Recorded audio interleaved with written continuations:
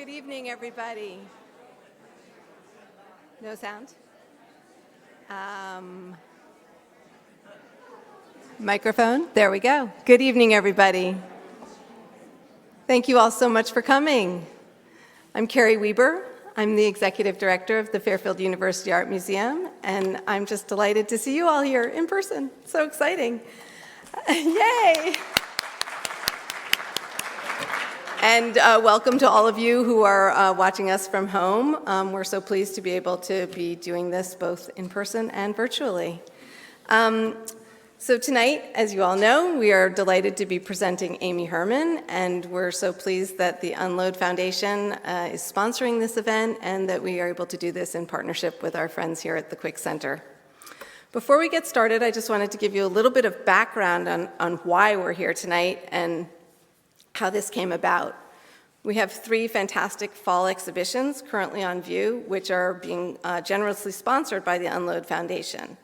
One of these features the work of Roberto Lugo, a ceramicist from Philadelphia, in which he uses gun parts he acquired from a Connecticut gun buyback, which was sponsored by Unload. Helen During, one of the co-founders of the Unload Foundation, along with Mary Himes, introduced us to Roberto and his work. You can see his incredible ceramics along with the exhibition Robert Gerhardt Mic Check in the Bellarmine Hall galleries.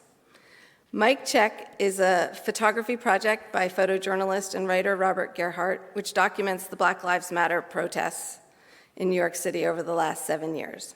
And the third exhibition is Carrie Mae Weems' The Usual Suspects, which you will hear more about shortly from Amy Herman, and which you can see in the museum's Walsh Gallery off the lobby after this program, if you've not already had a chance to see it. So this fall, we have already presented numerous programs relating to these exhibitions, which if you missed them, I'll do a little promo. You can watch them as recordings on our YouTube channel.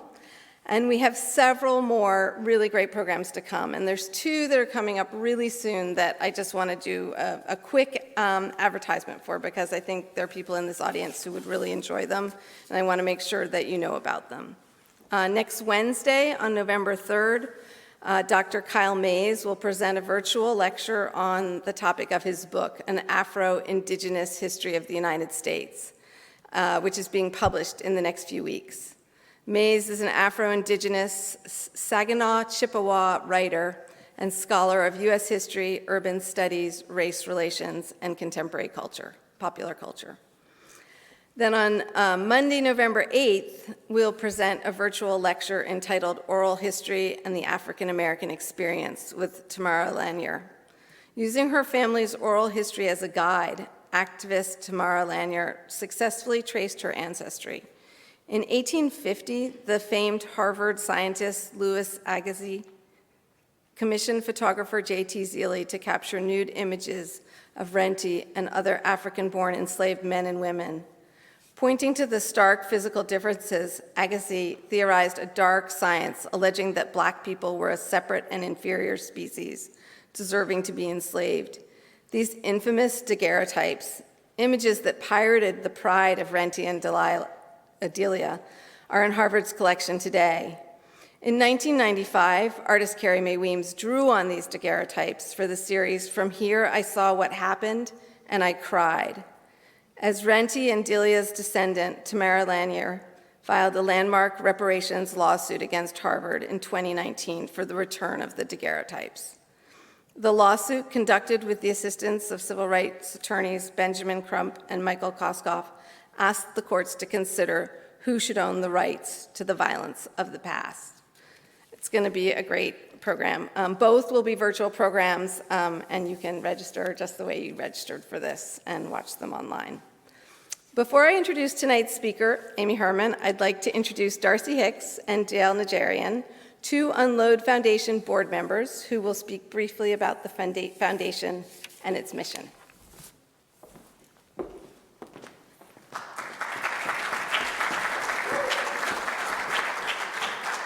Thank you. Thank you, Carrie, for having us. We have done many things with Fairfield Art Museum and the Quick Center over the years, and they are incredible partners for us. thank you. We're very excited to have Amy Herman here, and we're also thanking Peter Van Heerden for doing the panel discussion after from the Quick Center. So Unload was co-founded by Mary Himes and Helen Kistler-Doring in response to an increasing gun violence in America. Unload's mission is very clear. It's to use the arts to drive understanding surrounding the loaded issue of gun violence, rights, and regulations. The Fairfield University Art Museum and Quick Center has been a significant partner for us, and we're so grateful for the collaboration of important events. A couple to note are Guns in the Hands of Artists, which was a traveling exhibition shown here at the museum in the Walsh Gallery, where we brought hundreds of adults and children to consider gun violence issues in a lot of different programming. The other one was right here in the lobby of the Quick Center. We had the world-renowned photographer J.R., who did an interactive photo mural, and we had a lot of programming with that. Hundreds of people from all sides to debate. We had legislators, victims, all at a round table where Senator Murphy actually came, and it was a really great discussion. And we're just really grateful for this connection with Fairfield University. And I just want to talk a little bit about what we do in the educational realm at Unload. I am the director of youth programming. During COVID, we actually remained active with our teens who we've worked with for a few years, and hosted lots of important discussions with activists and artists and legislatures, people that the kids could present together with and present to. Education is a huge focus of Unload. We think it's very important to work with students in the high school level especially, and the junior high school, the middle school level, to create opportunities to foster the expression and the ability to have dialogue with each other and with adults and with lawmakers, to foster that sort of ability to discuss gun culture in their communities. So in addition to the work that we've done with Fairfield U, we've also partnered with the Westport Country Playhouse, UConn, Connecticut Writers Project, Neighborhood Studios in Bridgeport, Connect Us, the Eli Center for Contemporary Art, which is in New Haven, CHAMP, which is a mentorship program in Bridgeport, City Lights Gallery in Bridgeport, et cetera. I could go on and on. Connecticut Against Gun Violence, just to mention a few. Jermaine West, who's another artist, and I run workshops with teens in Bridgeport, which have resulted in lots of really exciting products. One was an exhibition of their work at Jermaine's gallery, Blend's Gallery in Bridgeport, which brought elected officials to come and see what they had to say, and I say in quotes because it was their artwork, about the gun culture in their neighborhoods. They also made a public, large-scale public mural, which was shown outside in Bridgeport and which is now can be seen at UConn Stanford in their main building, in the main room there. Through some other courses, art and writing courses, Unload Youth present their experiences with gun culture at events like film openings, panel discussions, and really I have to say that the most beautiful thing about this program for me is watching these kids find their empowerment, find their voices, and not just embrace the ability to see art as a form of expression, but as a form of change. And just to see them engaging in their neighborhoods in that way is really gratifying. We call them ambassadors rather than students. So thank you very much for coming and listening to us talk about Unload. We hope that this dialogue inspires some fresh thinking about this divisive and sad issue. stay tuned.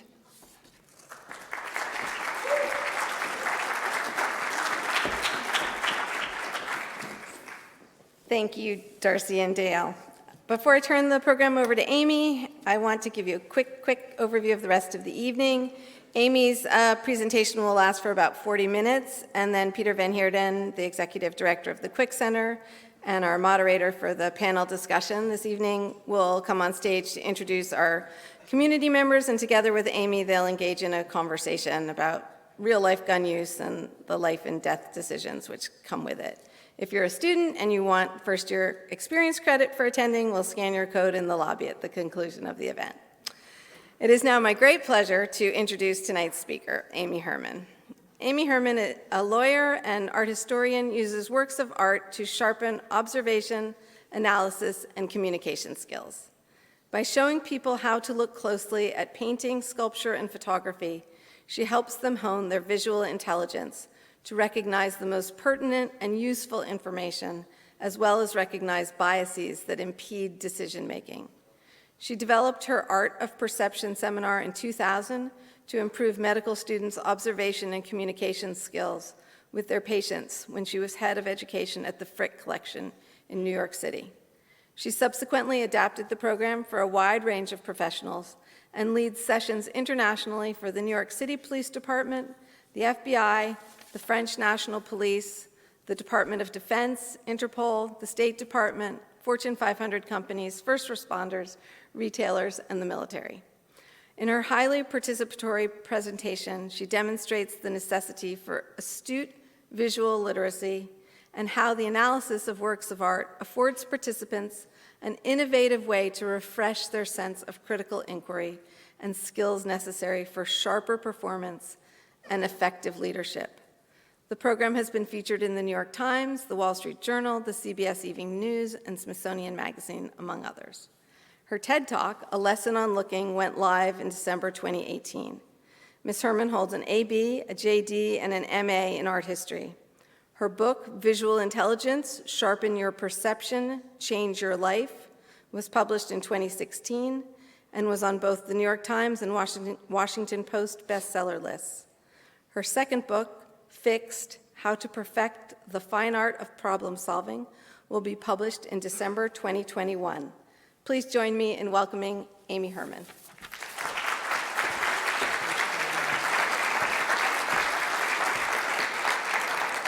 Thank you so much, Carrie. It's really a pleasure for me to be at Fairfield with you tonight. It's nice to be in a room with people breathing the same air. So thank you very much for having me. It's really an honor.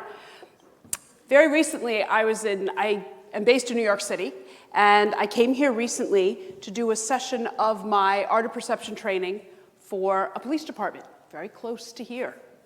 And after I did the training for 3 hours, I came to the museum to see the Carrie Mae Weems exhibition. So I went from training about 30 to 35 police officers, and then I came here to see the Carrie Mae Weems exhibition. And as I left the exhibition, I thought, you know what? There's no middle ground here. I just spent the morning with a police department, and then I went to see the exhibition, and there is no middle ground. But I was wrong. As I took the train home and I thought about the exhibition and I thought about the work that I had done with the police officers, I came to two conclusions. How do artists and police officers, where do their Venn diagrams intersect? Both law enforcement professionals and artists have to make decisions based on what they see, and they're both trying to fix what's broken. And that's what I'm going to talk about tonight. How can we use art to help police officers and artists and everybody in between to make decisions based on what they see and to try to fix what's broken? So, let's look at some slides.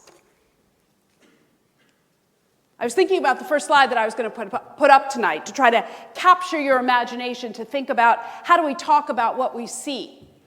And I've chosen a work of art by the South African artist Philip Barlow. And when you look at this painting, if your instinct is, if you wear glasses like I do, if your instinct is to take off your glasses or rub your eyes to bring it into focus, it's doing its job. It's a painting that's purposefully painted this way. to make you sort of squint and bring it into focus. And it's a compelling visual reminder that we need to bring the world into focus, not just in the morning and not just at night, all day long, because we live and work in a highly changeable environment. Things change on a dime. And if you don't change with them, you're going to be left behind. So I'm going to put you to work tonight. Okay, this is not going to be about me lecturing. Your first assignment is to introduce yourself to the person next to you or the person behind you, because you need a partner. And if you're an odd number, a group of 3 in a row, you can be a group of 3 in the row. Find your partner right now.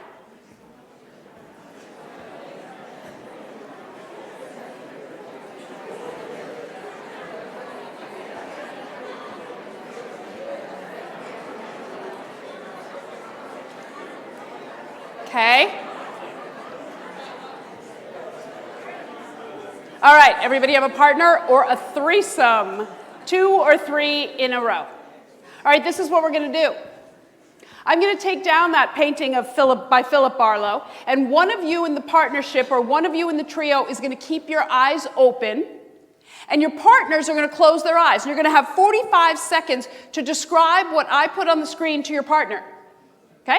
And your partner, with eyes closed, is going to try to get the best mental image of what it is that you're describing. And I'm just going to give you a hint. Don't say to your partner, whoa, this is weird. That doesn't help them. Okay? Decide who's going to close their eyes and who's going to keep them open.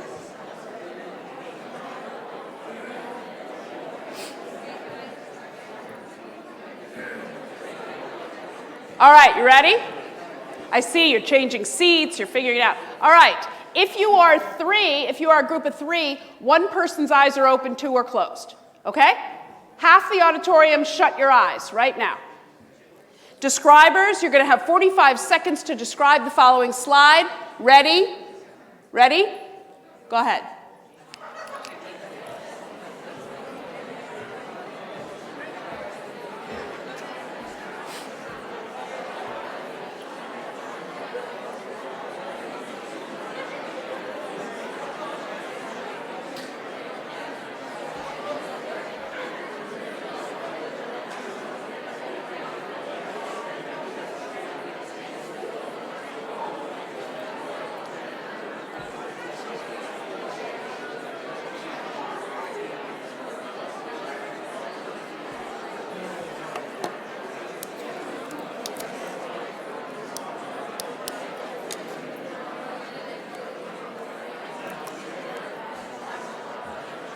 All right, open your eyes. Open your eyes. Take a look. Did you do okay? All right. So, of course, I have questions for you. But I just want to tell you something. I was watching you while you were doing this. And more than a third of you were going like this. You were drawing it for your partner and their eyes were closed. You were doing this, no, you're doing this. How many of you said to your partners, or how many of you heard a woman laughing? Raise your hand. All right, good. Who mentioned a green scarf, polka dot scarf? Good. How many of you mentioned red lipstick? Good. Who talked about fillings in her teeth? Good. How many of you said you can see up her nose? Good. How many of you said her eyes were closed? Okay. Who mentioned that she's wearing earrings? Okay. And who said she had reddish brown hair? Anybody? Okay. Okay. So you did fine. You did fine. Except I need to tell you something. I work in New York City Police Department Homicide Investigation Unit. I've been working with them for years. And I know them well, and I imitate them well, because they're my dear friends. And when I showed this picture to my first group of homicide investigators, one of them said to me, yo, Miss Herman, how do you know she's not screaming for help? Because I don't look at things that way. And then another one said, because they work in homicide, said, Miss Herman, how do you know she's not dead on a slab? Well, I don't think about people dead on a slab and what they look like in the morgue. But what they said to me was, whether they were saying it in jest or not, it made me realize there's always another way to see something. There's always another side to the story. And we need to keep that in mind as we go through the program tonight. This is what's happened to our country for lots and lots of reasons. We are 18 months into a pandemic, and our country has literally and figuratively turned upside down. But I believe that we're at a critical juncture right now to look at so many things. And you know, Winston Churchill said, never let a good crisis go to waste. And I think we're at a time we need to recognize that this coronavirus has upended every aspect of our lives, individually, collectively, politically, socially, economically, in every way. But now we're coming out of the woods and we're in a place to turn it right side up after it's been turned upside down. So I want to give you a visual illustration of not only what's happened in our lives, but what happens every time there's a shooting and people take sides. I'm showing you a work of art by the British artist. Her name is Cornelia Parker. Now, I want you to stay with me before you tell me the woman has too much time on her hands. Stay with me. Cornelia Parker built the garden shed that you see on the left side. Now, I live in New York City. We don't have garden sheds. But she put in it what I would imagine what you put in a garden shed, things that you want for the garden, things that you don't want in the house. And then with the help of the British Army, she moved the shed to a field near her studio. And she filled it with explosive devices. And with the help of the British Army, she detonated the shed, boom, and blew everything to smithereens.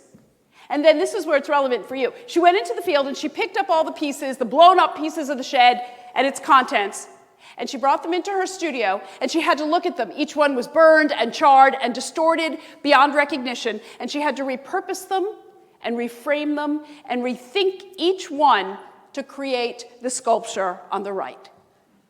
And it was called Cold, Dark Matter. And there are a couple things about this sculpture. I had the privilege of seeing it in London in the 1990s, and I walked into the gallery and I said, what on earth is this? And when I look at art, I like to look at the object first and then read the label, and I couldn't make head or tail of it, so I read the label, and I read that Cornelia Parker had built a shed and blown it up, and then she put it back together to create a sculpture. And two things struck me. The first one is, I recognize this is not a functioning shed anymore. But the artist put a single light in her sculpture because there was a single light in her shed, and she didn't know what dimensions it would create and what kind of shadows would be cast by that light. But why do I show this to you? For two reasons. Number one, all of our sheds have been blown to smithereens by the coronavirus. And every time there's a shooting of an unarmed person, our sheds blow up again, and again, and again, and again. But each time we have the power to put those pieces back together. And I'm convinced that we can put them back together so that they were better than they were before. And I want you to think about that as we go through the program tonight. How things get blown up, but that we have the tools by looking at art and thinking about the artist's process to put things back together to make them better than they were before. Why? Because this is not an option. You know how hard I had to look on the internet to find a deer in the headlights? It's out there. Because being a deer in the headlights is never sustainable. It's just not sustainable. My work came to a hard stop on March 13th, 2020. All my flights, 20 flights in March were canceled, 25 flights in April were canceled. And I had to use that P word that everybody hates. I had to pivot. I had to pivot and change my whole way of life, as did all of you. And every time something big happens and shakes up our world politically, economically, racially, we're a deer in the headlights. We're caught. Well, I learned things in the last 18 months by looking at works of art that I wanted to share with you that I think we can carry forward with us. Because, as I said, Churchill said, never let a good crisis go to waste. Let's not come out of this just as good as we were before. Let's not survive it. Let's thrive. So what are some of the things that I think we can take forward with us? Number one, we need to stop, look, and listen. Stop, look, and listen. And when you stop and look at the slide that I've put up on the screen, you realize very quickly the horses are standing still and the water's moving. That's not the way it's supposed to be. This is the largest equestrian sculpture in the United States, in Irving, Texas. Frank Brody wrote in the New York Times recently about the power of the pause, and this is what he said: pause is when passions cool, civility gets oxygen, and wisdom finds its wings.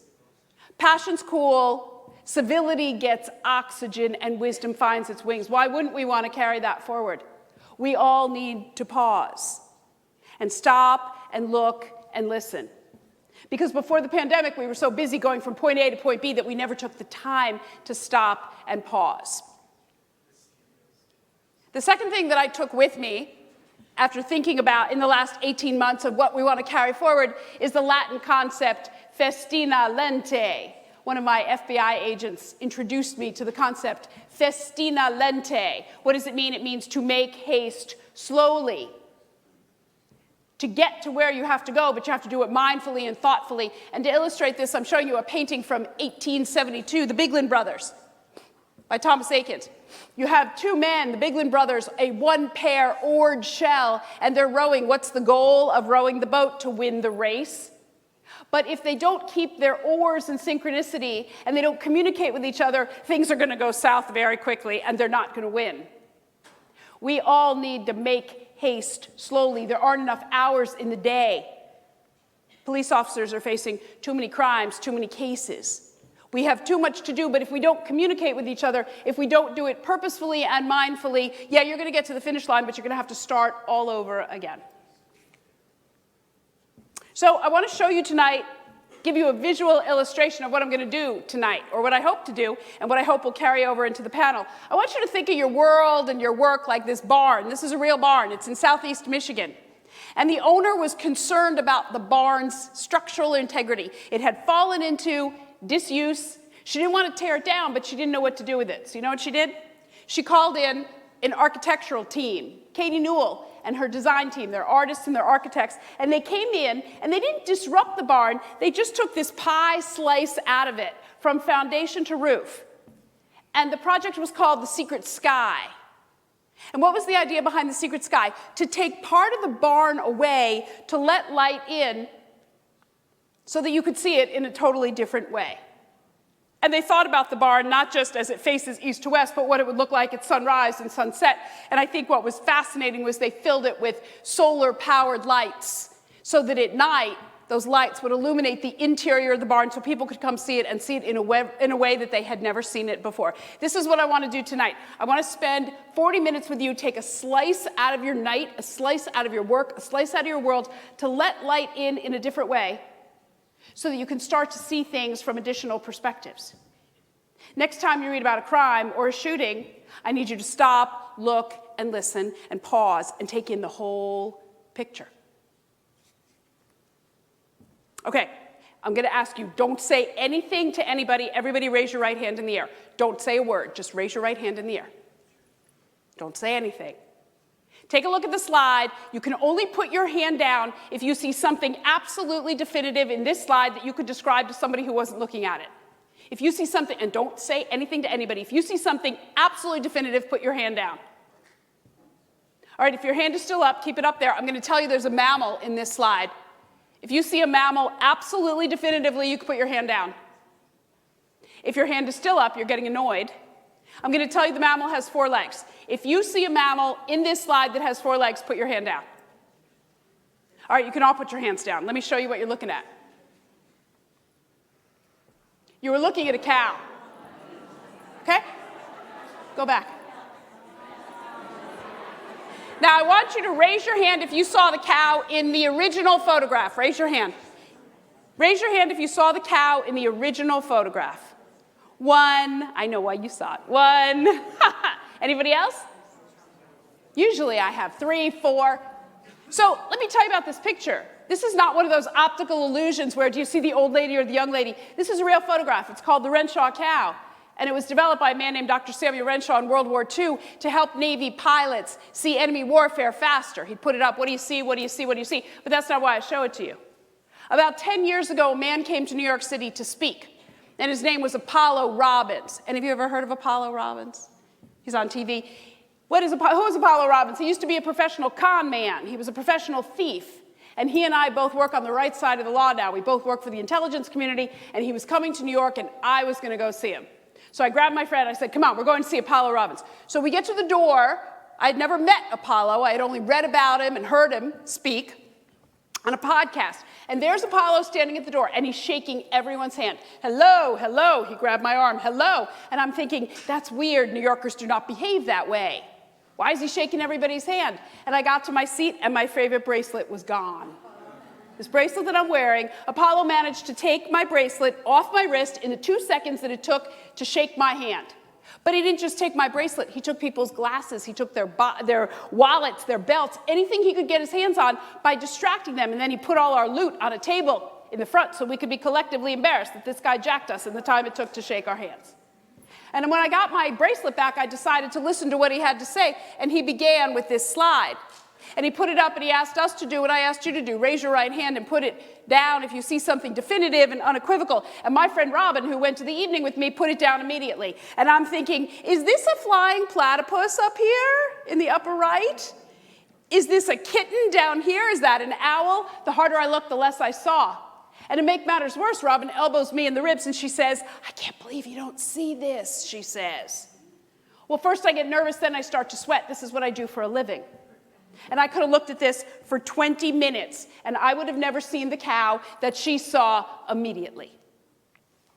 So I begin our session tonight saying that no two people see anything the same way, not through your eyes attached to your brain. And the sooner you accept that, the better you're going to be going forward. Nobody, not your family, not your friends, your colleagues, your boss, your roommate, nobody sees the world exactly the way you do, professionally or personally.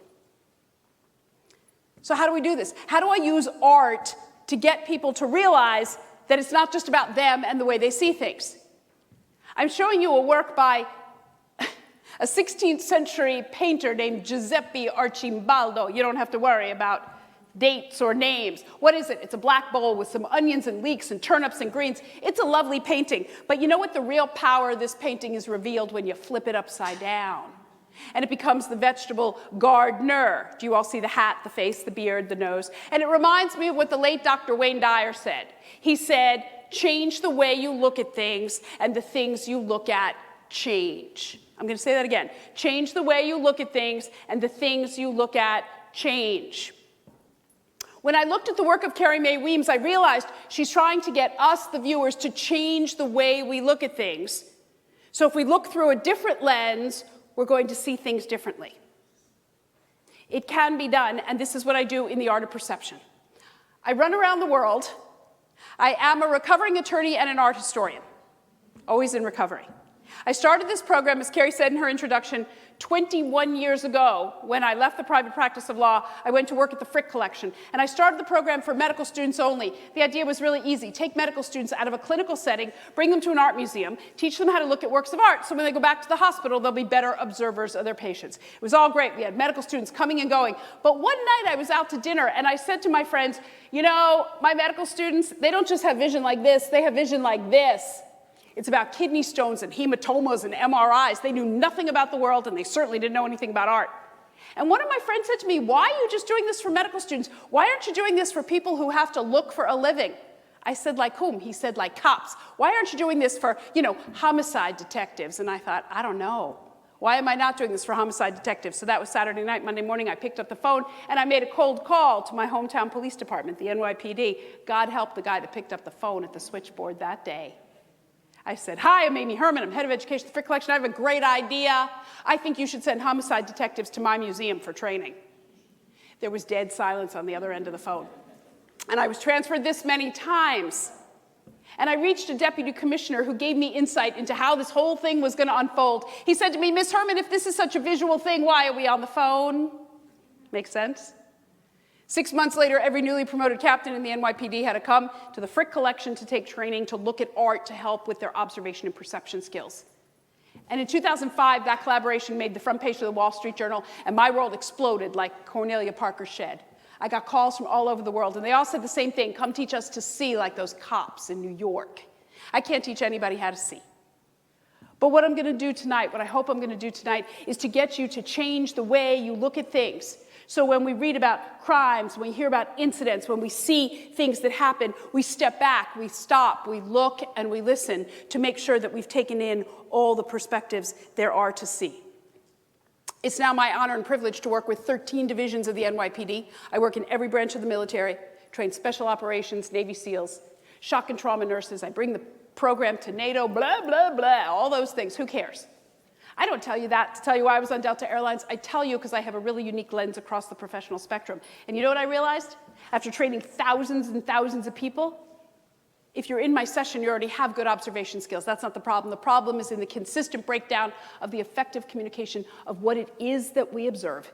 Something gets lost from here to here to here and to here, and I don't know what it is, so I'm using art to fill the gap with cops and with artists and with criminal justice students and with doctors and nurses and bank presidents, because you know what? Everybody's missing something, and we need to fill the gap.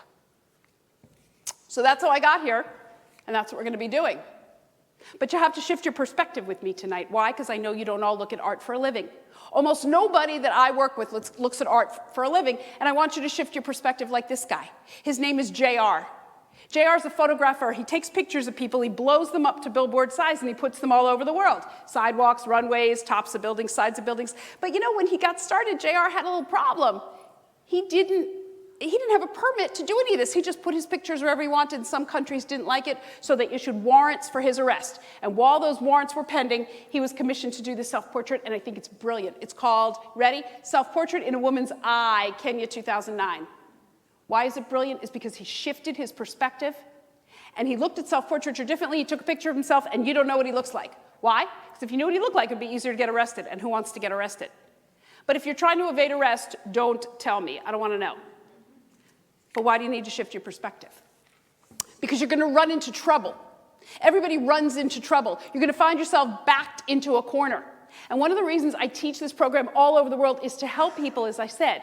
Artists and cops both have to make decisions based on what they see, and they're both trying to fix what's broken. And when you get backed into a corner, what's your goal? Get out of the corner, solve the problem. But you know what? I'm showing you portraits by Irving Penn. And guess what they're called? Portraits in a corner. In 1948, he invited 50 different people to come pose in this corner that he constructed, and not a single person turned him down. Who wants to pose in the corner? But rather than focus on getting out of the corner, they tried to be creative while they were there. Famous people, the Duchess of Windsor, E.B. White, Marcel Duchamp, what did they do? They were creative. So next time you're backed into a corner, yes, try to solve your problem, but think about what you can do while you're there.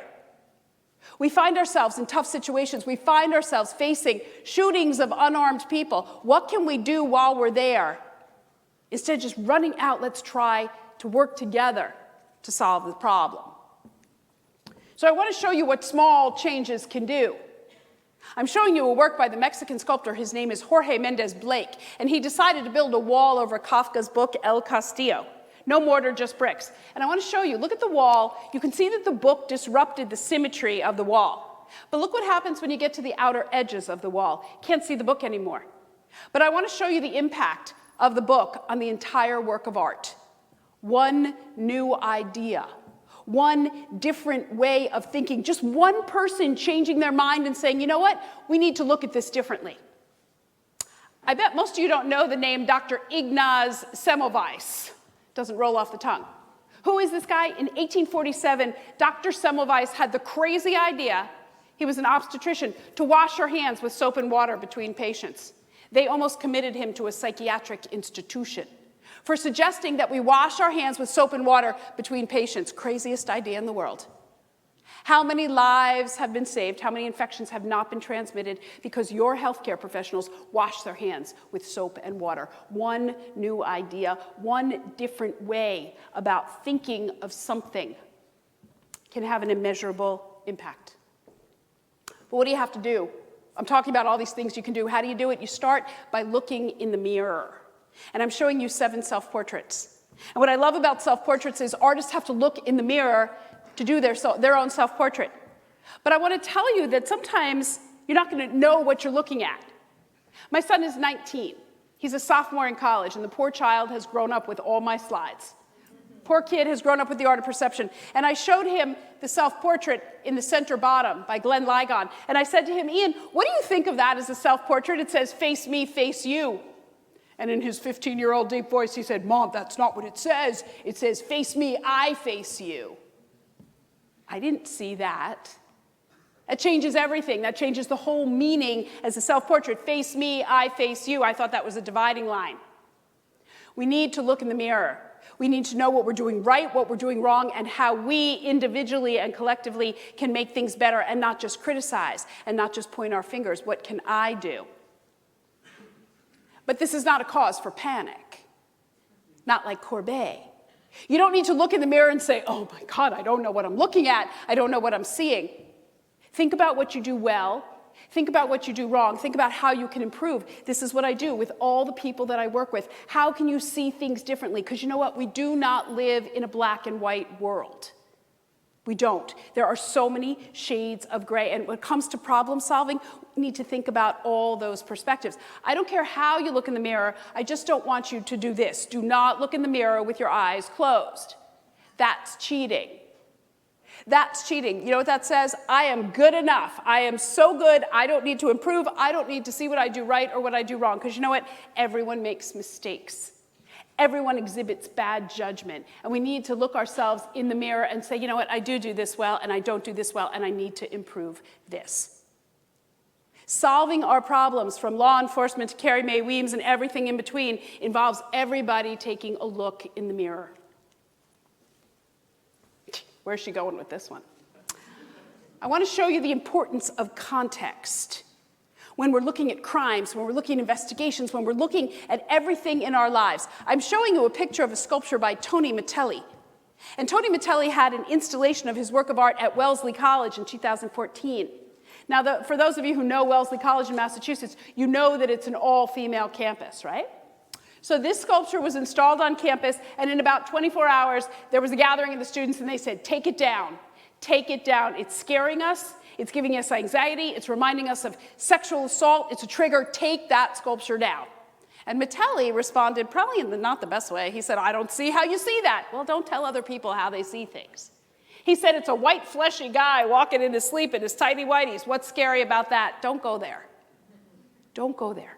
So they had a town hall meeting at the school, and the president of the college and the director of the museum decided collectively that they were going to leave the sculpture up, because if they took it down, that was tantamount to censorship. But they wanted it to be a discussion, why we liked it, why we didn't like it, keep it as a dialogue. When the Matelli exhibition was finally over and they took the offending sculpture down, it went to New York, and it was installed on the High Line. Everybody wanted a selfie with the guy on the High Line. People waited online, people were posing with it, and I stood there and I watched. Day after day, everybody loved the sculpture. Back in Wellesley, Massachusetts, not so much. It's about context. No two situations, no two crimes, no two investigations are ever exactly the same, and the onus is on us to look at the big picture, to look at all the details. When I work with cops and doctors and nurses and social workers and I hear them say, been there, done that, no, you haven't. There may be similarities and differences, but no two situations are ever exactly the same. So I want to give you a tool that I work with all my groups. When you have a sensitive subject, a difficult subject, sometimes you have to, what I call, shift the narrative. And not just walk out of the conversation and say, you know what, I'm not going to discuss this. This is too upsetting. Shift the narrative. I'm showing you a painting here in Connecticut. It's up at Yale. It's an 18th century unattributed portrait of the president of Yale, Elihu Yale. A bunch of white men with their wigs and some kids playing in the background. And then you have this young black boy who we believe is a slave, enslaved to one of those white men. Why do we think he's enslaved? Well, he has a dog collar around his neck and it's locked. It's a good indication he's probably a slave, and he's carrying a jug that has wine or water.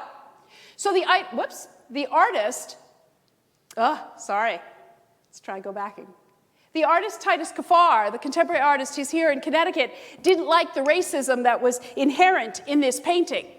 And rather than decry the racism and talk about 18th century white portraiture, what did he do? He did his own version of the painting. And this is his version. He shifted the narrative. He de-emphasized the part with the white men, and he put a little gold frame around the black boy. And notice he took the collar off. And what do I love about art history? The boy is looking at his master in this painting, but who's he looking at in this one? You and me. He's looking right at us and saying, you know what? You're part of this dialogue. I'm bringing you into the discussion. And I love the title of this. It's called Enough About You. Quickly, I want to tell you that Japanese ceramicists deal with this beautifully. When they make cups and vases and bowls, inevitably some of them break, they're asymmetric, they're imperfect, they're just smashed. And rather than throw this flawed pottery away, what do these ceramicists do? They fill the cracks in with gold and silver and platinum, and it's called kintsugi. And you know what happens to these objects? With their gold and silver and platinum, they become more precious and more valuable than had they been perfect in the first place. And what I love about kintsugi is it honors the struggle.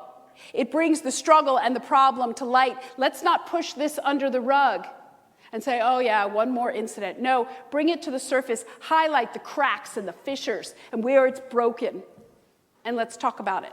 And I know some of you may be ceramicists, but most of you are not. I'm going to ask the question, how are you practicing kintsugi? How are you trying to fix what's broken with resources that you already have?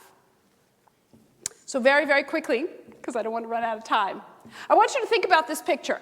Don't think about what you think of the picture. Think about what you see in the picture. What do you see? A brown-skinned woman with a round red neck shirt, red lipstick, gap in her teeth, hair done decoratively on her head, and her earrings are swinging. And the child is blonde and blue-eyed. We don't know about his tooth situation. He's got a white collar and a striped shirt. Is it fair to say they look happy? Smiling? Okay. Let's go someplace that's not so safe. What could the relationship between these two people, what could it be? What could it be? Anything. Yeah, it's the one answer I don't allow. I train hostage negotiators and say, she's an emotionally disturbed person, active shooter, kidnapper. No, it's the only one I don't allow. What could it be? Grandmother. Could be the grandmother, biological, foster, or adoptive. What else could it be? Could be the nanny, could be the babysitter, could be the neighbor, it could be the godmother, it could be anything. So 12 years ago, I was in a room about this size, filled, and I said, what do you think the relationship could be? And a woman raised her hand, and she said, the woman in your picture is the baby's biological mother. And I said, that's a conclusion, that's an inference, how'd you get there? She said, look at their noses, they're exactly the same. And I turned around and I said, I happen to have information, it is not the baby's biological mother. And without missing a beat, she points a finger at me and she says, Miss Herman, you're a racist. And I said, hold the phone. I talk about a lot of things, but I take an accusation like that very seriously. What did I say that warrants you calling me a racist? She said, you just said that can't be the baby's biological mother. I didn't. First of all, I live in Manhattan. It would never come out of my mouth that a brown-skinned woman couldn't have a white child. But secondly, more importantly, after 9 months of pregnancy, 27 hours of hard labor, and a C-section scar this big, I know who the child's mother is. It's me. That's my son. And the woman in the picture was my son's babysitter from the time he was 3 months old until he was 14, tied at the hip and the heart, but there is no biological tie between these two people. But you know what? That's a conversation all of us have to have about race and relationships and assumptions and biases. But here's the conversation I don't want to have. I speak to doctors and nurses, and I put this picture up at a major urban hospital, and I said, who's going to tell me what they see? And the chief of the emergency medicine department raised his hand and said, the child in your picture has Down syndrome. I said, Down syndrome? I said, that's a very serious thing. Without making light of it, what observations did you make? He said, no, I didn't make any observations. I know it when I see it. And then I had a nurse tell me, that child has a thyroid condition. I said, a thyroid condition? What made you say that? She said, he has a compressed neck from multiple surgeries. I said, my kid was so fat till he was 3, there was no neck. And look, he has a neck now. So all these people who made up these medical conditions of Monica and my son, there's nothing wrong with these people, came up to the podium to apologize. And I'm going to tell you what I said to them and to every group in between. Don't reach for what you want to see. I tell my cops, I tell my nurses, I tell students, don't reach for what you want to see. You are accountable every single step of the way. Every step. Because you know what happens when you reach for what you want to see? Your brain will find its way there. It's called confirmation bias. Don't go there. So very briefly, before I just bring it all together and conclude so we can have a panel and bring this to discussion, when my babysitter Monica used to take Ian to the playground, every day she believed in fresh air, and she sat on these benches. And she made a friend. There was a man who came. He had 3 children. They became really good friends. They shared snacks. They talked about their observations on the world. It was a great New York story. And one day I came home, and Monica was distraught on the couch. She was crying, and she was holding her heart. And there I am with my suitcase. I said, what is wrong? She said, you know, my friend from the playground, he died. I said, I'm so sorry. I'm so sorry. How did you find out? She points to the television. And I look at the television, and I look at Monica, and I look at the television, and I look at Monica. I said, that man on TV was your friend? Her friend was Philip Seymour Hoffman, the actor who died from a drug overdose. And I said to her, do you know who this is? Actor, playwright, Oscars, Emmys, world-renowned. And all she kept saying to me was, he was my friend. And I'm devastated by how he died. So I thought about this for weeks. You know what my takeaway is? The last point I want to leave you with before I bring it all together? You're always going to be missing a key piece of information, everyone, from cops to doctors to social workers to new librarians to students. You're all going to be missing a key piece of information, but you have a secret source that you don't even know about. In the FBI, they call it an intel gap. We're missing a key piece, it's an intel gap. When you are out of answers, default to your humanity, and you will find the answer that you're looking for. Monica was missing a huge piece of information. She didn't know who Philip Seymour Hoffman was, but she treated him with kindness and with dignity and with empathy, and she brought him jerk chicken. She was his friend. And she filled that gap of not knowing who he was. When we have nothing less left, we all need to default to our humanity. Blah, blah, blah, blah, blah, blah, blah. What are your takeaways? I've been talking here for 30 minutes. We need to pull it together. Number one, the man who stole my bracelet, Apollo Robbins, he had a great saying. We have 2 ears and 1 mouth for a reason. Use them proportionally. You should be listening twice as much as you are speaking. Before you throw shade, before you throw accusations, before you say, well, if I was in that position, think about if you really were in that position. Number two, the parable of the 3 blind men and the elephant. 3 blind men in a small Indian village had never experienced an elephant. So the village brought an elephant in, and the 3 men, one touched the trunk, one touched the feet, and one touched the tail. And when the elephant went away, they sat down to tea to talk about their experience, and they almost came to blows because they thought each other was being dishonest. What is our takeaway from this? You have to understand the limits of individual perception and appreciate complete context. Unless you listen to other people, unless you hear them, we all lose because none of us has a complete picture. We can't rush to judgment until we all have a complete picture. Something I heard in the pandemic, and I hate it. We're all in the same boat, people said. We're all in the same boat. You know what? We were never in the same boat. This pandemic hit everybody differently in so many different ways. The truth is, we were all in the same storm, but we didn't have the same resources. And now that this storm is abating, I want you to remember, we're never all in the same boat. And you have to think about where people are coming from, what's their perspective, how are they looking at things, how are they seeing things before we pass judgment. Find common ground. You're looking at an American painter and an Italian sculptor. I don't believe they ever met, but it doesn't take an art historian to see how similar they are and the common ground between them. We're going to write America again. We're going to write the world again, but it's going to take work. It's not just going to happen. We've never been through anything like this, and each of us has to work to make sure that we can put things right again. The poet Robert Frost said the only way out is through. And this sculpture by Richard Serra reminds me, you're deep inside the sculpture. You think, I'm never going to get out of here. It smells, it's dark. You will get out. You just have to keep your eye on the light at the end of the tunnel. And somehow art gives us the means to do that. It's what humanizes all of us. Look in the mirror at the end of every day. You're not going to see this, but ask yourself, what did I do right? What did I do wrong? And how am I going to fix what I did wrong? And my last slide.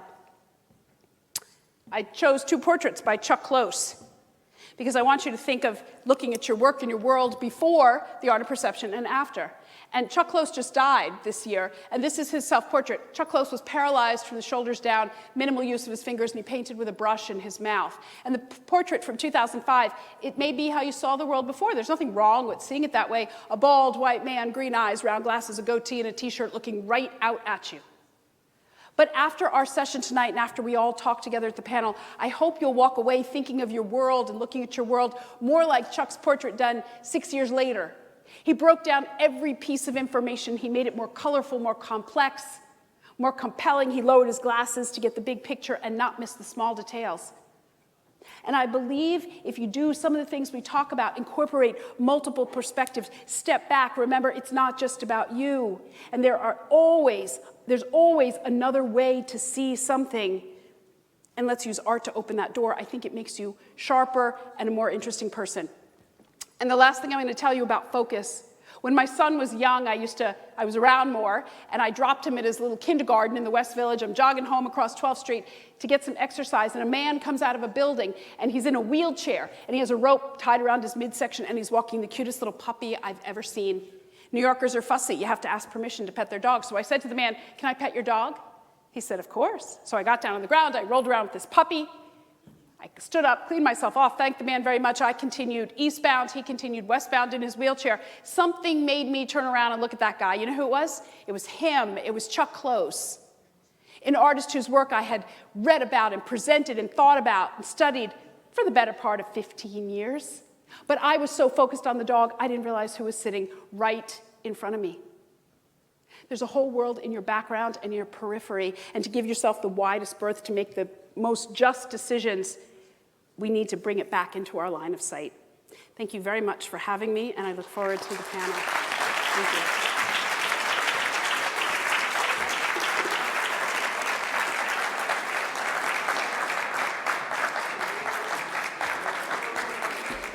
Thanks, Amy. All right. Want to have a seat? I'd love to. Thank you. Take a seat, James. It's okay. Okay, sure. Thank you. Thank you. Evening, ladies and gentlemen. Thanks for joining us, and thanks for that very insightful talk. What I find really exciting is, I think, and it's going to sound strange, but I find it really exciting in this moment we're in, coming out of the pandemic, and a talk like this tonight, is it like we have to work. You know, there's work to be done. We can't just sort of sit back, and that kind of seems like over. So I think there's some glory in the suffering that we've all been through, that like it's now time to sort of work, and talks like this tonight really sort of like emphasize that more. It's like we have to get out there and there's stuff to be done. So anyway, students, I'm coming for you first, so you better think of something intelligent to ask Amy after I've introduced the panelists. I'd like to introduce our panelists tonight. On the end, we got Charles Grady. So Charles Grady became a police officer in 1982. He was the first black motorcycle officer and the first tested detective in the Hamden Police Department. In 2002, he retired from a highly decorated career as a detective and federal task force agent assigned to Connecticut State Police Narcotics Unit, DEA and FBI Joint Task Force, as well as being deputized by the U.S. Marshal Service. He's also an actor, a prolific playwright. He created and ran the anti-gun violence program Project Longevity in Bridgeport, and is the founder and CEO of Hang Time in Bridgeport, a program that supports ex-offenders and members of the community that seek to denounce street life and the violence that accompanies the group gang lifestyle. Welcome. Thank you. Thank you. Next to him, we have Sharad Sammy. Sharad is a member of the U.S. Army Reserves and the Darien Veterans of Foreign Wars Post, and is a practicing attorney who has held elected office in Darien, Connecticut. Sammy has over 24 years legal experience in transactions and litigation, having served as the general counsel of the two prominent investment management firms, as a partner in an international law firm, and as a counsel to both plaintiffs and defendants in complex civil litigation matters. Welcome, Sharad. And next we have Gary Mcnamara, who served as a chief of police of our very own town of Fairfield for 9 years, having previously served the town as police officer for 30 years, and currently serves as Executive Director of the Public Safety and Government Affairs for Sacred Heart University. Welcome, Gary. Nice to have you back. So I think, with no offense to our panelists and their expertise and to Amy, I'd like a student. We have 2 microphones. So I'd like a first question from a student in the house. If you want to kick us off for this evening, come down, ask the question, please. Be brave. I said stuff's got to happen. Somebody's got to do it. Come on. Somebody's got to have something to say. Come on. Come on. We're going to wait. Let's go. You guys got to get your FYE swipe. Someone's got to do it. Come on. Some brave person. Come on. Right on the spot. Come on. Here There we go. Yeah. So just introduce yourself and then kick us off. Thanks. Hi, my name is Jackie. My question is, I guess anyone can answer this.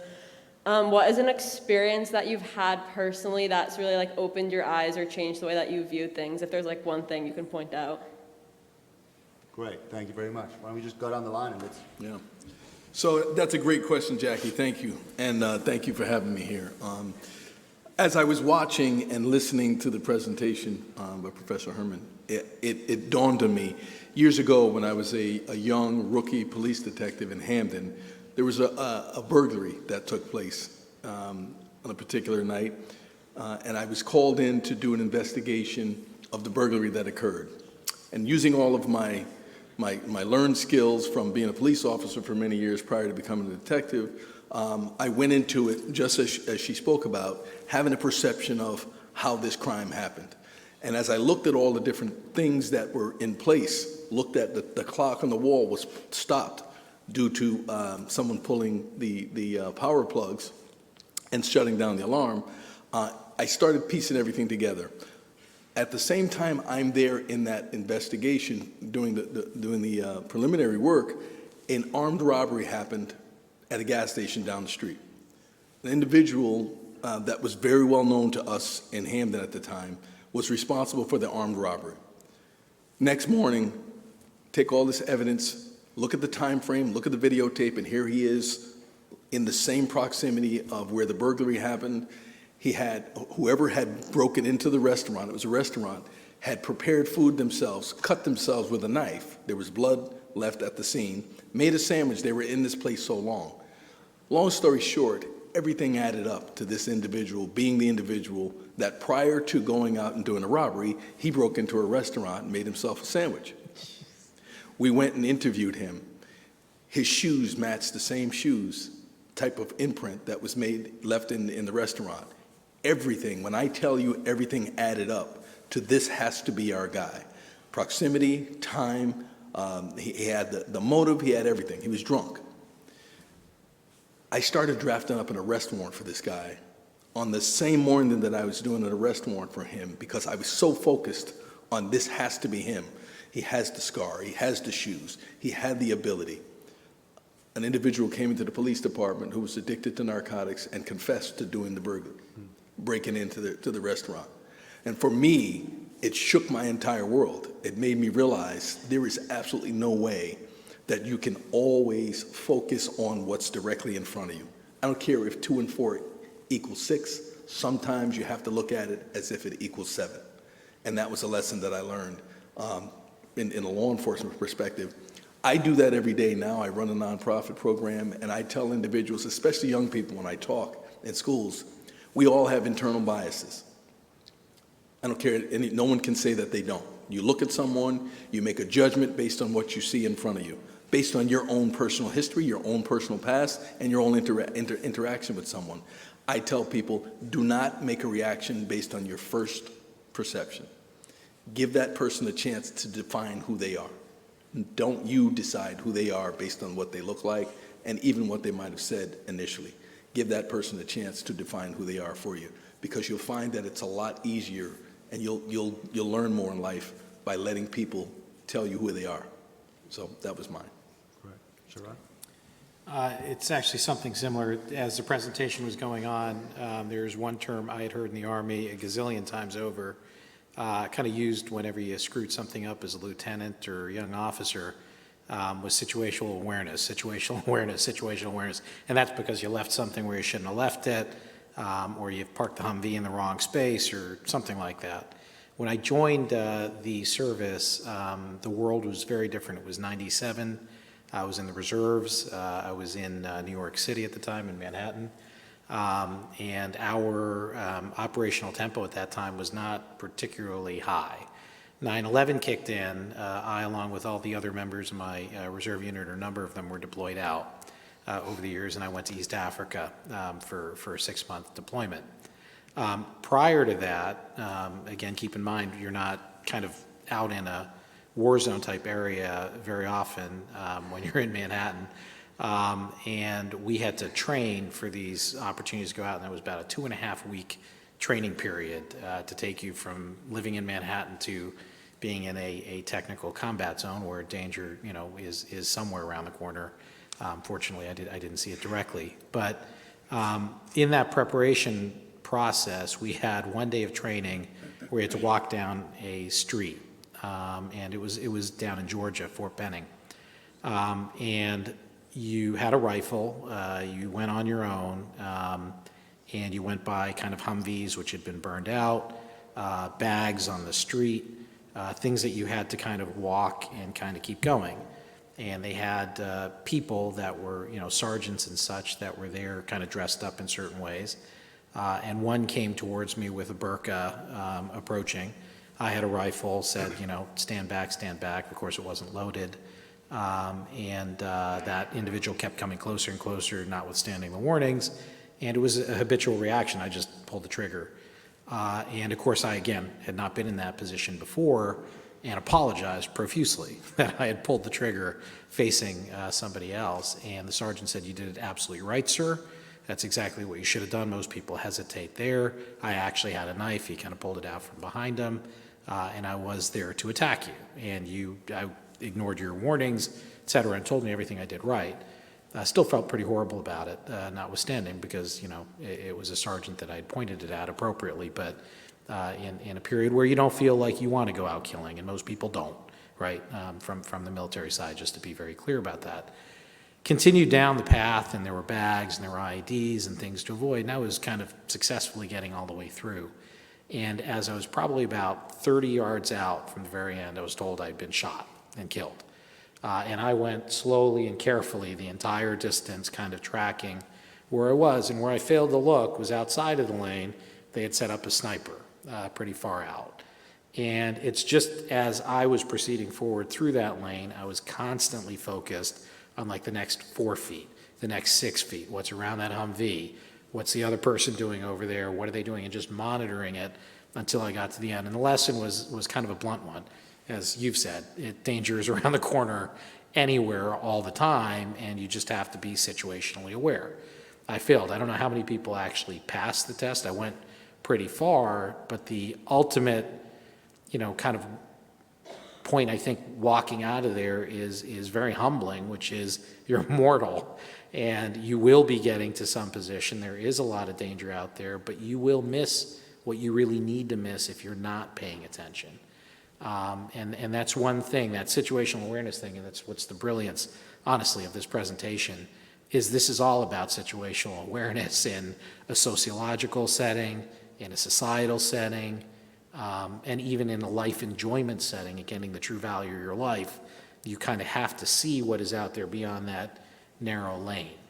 But from a military perspective, it also taught me there is a lot more, and you got the 18-year-old soldier or 19-year-old soldier that's not thinking actively. It's all trying to get you to actively think, and that's a very hard undertaking, I have to say, even now. So that's my answer to that.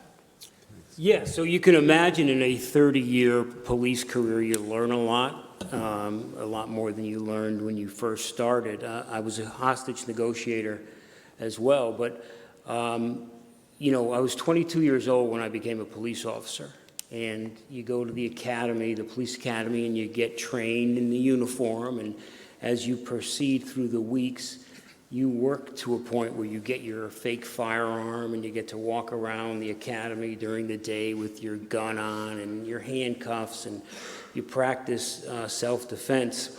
And then when you graduate from the academy, you go to work in the police department and you work alongside a field training officer. And that officer trains you and shows you what reality is compared to what you learned in the academy. And then at some point over a period of time, you go out on your own. And it's a great time and it's a scary time because you're actually in the car by yourself.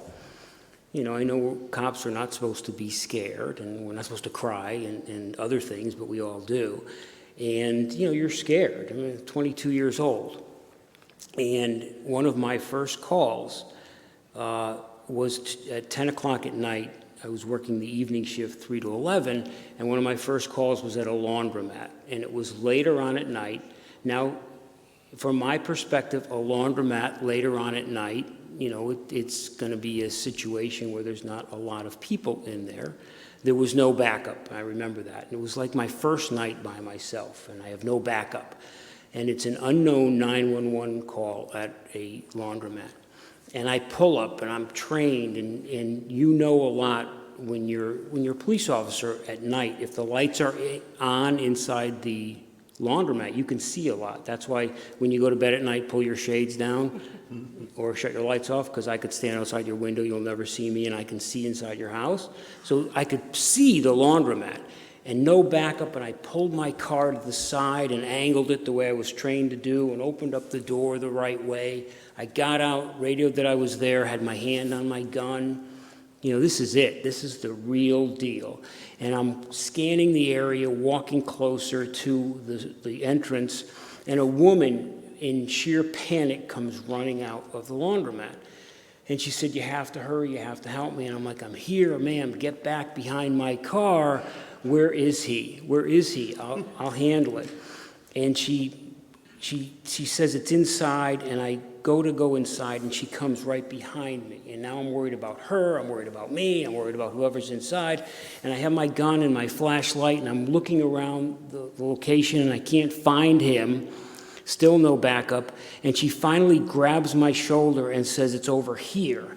And she grabs me, and she brings me around the corner, and she points to a washing machine. And she says, "There it is. My $250 bath mat has been in the wash cycle for 2.5 hours. And you can see it's fraying." True story, true story. First night on my own. And she called 911. And so I slowly took my hand off my firearm, gallantly reached in, rescued her bath mat. But let me tell you something, and that's an honest-to-goodness true story. It taught me a very valuable lesson as a 22-year-old police officer. I don't get to define the crisis. The people who call us do. And that wasn't a crisis to me, but it was a real big crisis to her. Now, you think of all the burglaries that I went on as a police officer, or police officers now, or car break-ins now. We all know cars are going. Imagine how many car break-ins cops are going to now. They're all over the place, and they're probably going to 100 a night. But you know what? It's going to be your first one. And we have to remember that as police officers. I don't define the crisis, you do. And I have to treat every crisis as if it's yours, because it is yours, and I have to act accordingly. Great story. Amy? How could I not tell a police story after these three? How can I not do that? You asked what an experience we had that changed our lives, and you've all heard the phrase, words matter. They do. And I've been reminded of this. My first year in law school, you had to go in a ride-along with the cops. And I went to school in Washington, D.C., and I just kept putting it off, and all my friends said, nothing happens. You ride in the back of the car, the cops take you out for some coffee, you talk, and then they drop you back at your house. It's a lot of fun, nothing happens. Well, not on my call. I'm sitting in the back seat, and a call comes in on the radio, and this was a long time ago. It was all the radio. We didn't have smartphones then. And the call came in, and it was a call for domestic violence, and I heard exactly what the cops did. I was not trained the way they were, and they said, come on, we're going. And I'm thinking, I don't know what to do. So we get to this walk-up, and we had to walk up 4 flights, and I'm thinking, how did I get here? All my friends said we'd go out to coffee, and that would be it. How did I end up walking up the stairs in this building where there was, and I had the same information the cops did. We all heard the same thing on the radio. And I remember we walk up to the door, and he says to me, wait on the staircase. Well, where else am I going to go? So I'm waiting on the staircase. One cop stands in front of the door, and his partner stands next to him. And I realized, I was watching them from back here, and I realized when that door opened, we all had the same information. And when that front door opened, that officer had to look so fast into that apartment and see who had a weapon, who made the call, who is in danger, practice that situational awareness, and in the next 10th of a second communicate every aspect to his partner who was right there and couldn't see in the apartment. Every word mattered. And I'm peeing in my pants on the steps, though. I was thinking, what is going to happen here? And I realized then the words from that cop to this cop were going to make or break that situation.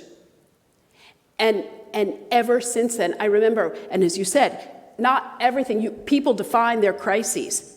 But how we communicate, how we choose to communicate can mean the difference between life and death any time.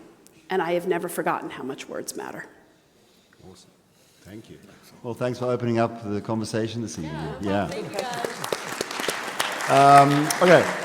Is there any other burning question from a student out there that they want to take the mic and ask anything? Anybody burning for a question? You got 3 seconds to get up. No? Yes? Maybe? Okay, we'll come back to you. Save it. I think we have to give Jackie a grand prize winner, fly her and a friend to beautiful downtown Shelton or something. Yeah, we can do that. For being brave to come up. Absolutely, yeah. So let's kick off. Sharad, why don't you ask Amy a question? Oh, it's well, it's, okay, as you were making your presentation, one element that I would love to hear how you tell, cops or military or the SEALs for that matter, one comfort that I had, and when I talked to soldiers when we were deployed, they had, was we had standard operating procedures that kind of told us, here's what you do, here's what you do, here's what you do. And the benefit of that is when you are in a challenging situation, you can always go back to what you've been trained on and rely on. And where it's especially important, for example, and I see this from gun owners all over the state that I talk to that are true gun owners, they are extremely careful in how they hold a gun, how they store a gun, where it is, where the ammunition is, how things are taken care of. They're really supremely careful about that. The ones that are responsible gun owners, I should say. If you open your eyes up to situational awareness to try and capture what a situation is, to see the other perspective, to understand it, I know that kind of the law encourages soldiers to do that. For example, if you see a hospital sign, you don't shoot towards it. Right. But if you're getting shot at from it, you kind of have to defend yourself. As the 18-year-old kid that's now being encouraged, move away from your standard operating procedure, Right. Are we not putting them more in danger? Because they have to think. Right. And they have to take the few minutes to stop the communication, take it in, or can it be an instantaneous thing? Hard question, but this was kicking in as you were presenting. It's a very good question. And the answer I have for you is when I take members of the military and I take law enforcement professionals into an art museum, they are at the exit ramp of their comfort zone. Okay, it is outside exactly that training you're talking about. I do not give standard operating procedure because we're in an art museum. But what happens is, I believe that you rise to the occasion when you're pushed out of your comfort zone. And so what I do is when I have my groups of Navy SEALs, they're in teams of 10 or fewer, and I pair them up and I give them works of art. And I say, you spend 5 minutes with that, and then you're going to explain to all of us what you see. You can't read the label. And it happened very recently. 2 of the SEALs were presenting a work of art and they were walking behind it. And I said to them, how did you know that you could walk behind this work of art? And they said, you know how we find landmines when we don't know where they are? We watch where other people walk. And he said, the museum is a foreign place for us, but we watched where other visitors walked and we knew where it was safe to go. And so I don't want to give them additional things to remember. I want it to be automatic. I want them to be able to, because a lot of the people that I work with are in mission critical foreign countries, places they've never been before, and there are so many cultural things they have to take in. And so when I take them to the museum and I show them works of art they've never seen, I'm thrusting them into that foreign environment and I'm forcing them to perform and do what they have to do in the museum. So I step away from that standard operating procedure and say, you're going to need these skills as much as those when you're out in the field. Charlie? I had a quick question for you. During the presentation, you spoke about the correlation between the visualization of art and split-second decisions and so forth that law enforcement make. And I was sitting there thinking, okay, she's going to mention it. She's going to say it. It's coming. The emotion, okay?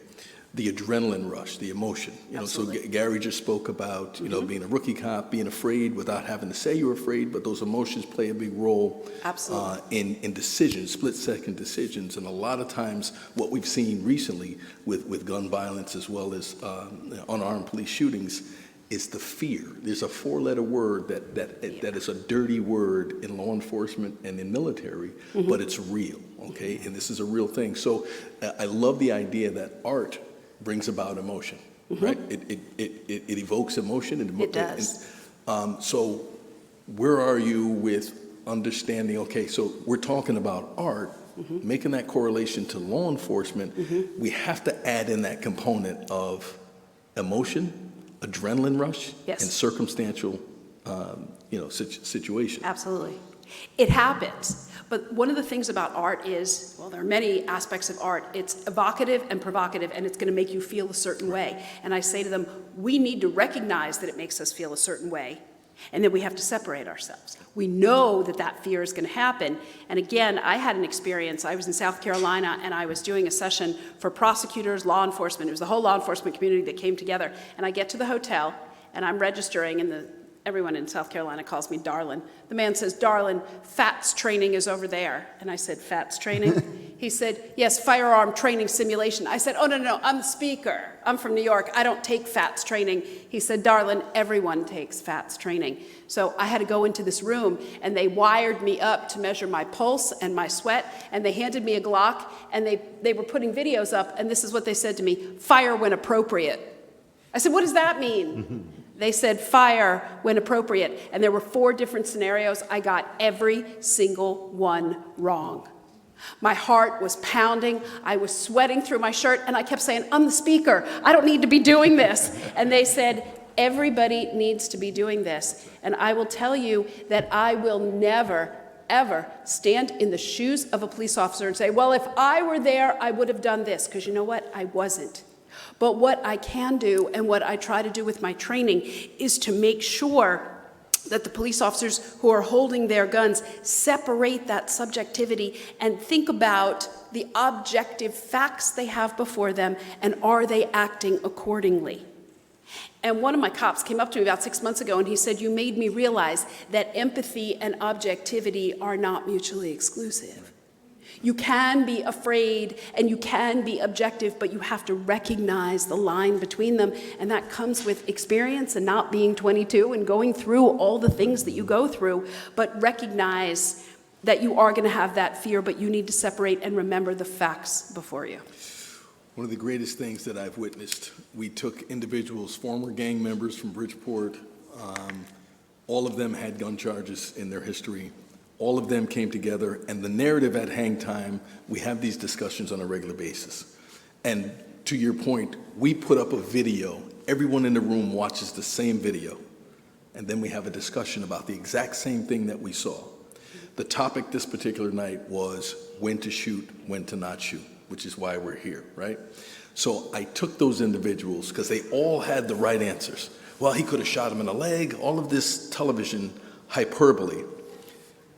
I took them to a shooting simulator, a FATS training simulator, and they were all so hell-bent on proving to me that cops are overzealous and that they shoot too quick and that they should be better trained. So they all went into the scenario, and in these simulator scenarios, it's 3-dimensional, it's 3D, and they all pulled their gun too late. Every single one of them got killed. Every single one of them, without fail. See, I killed everybody.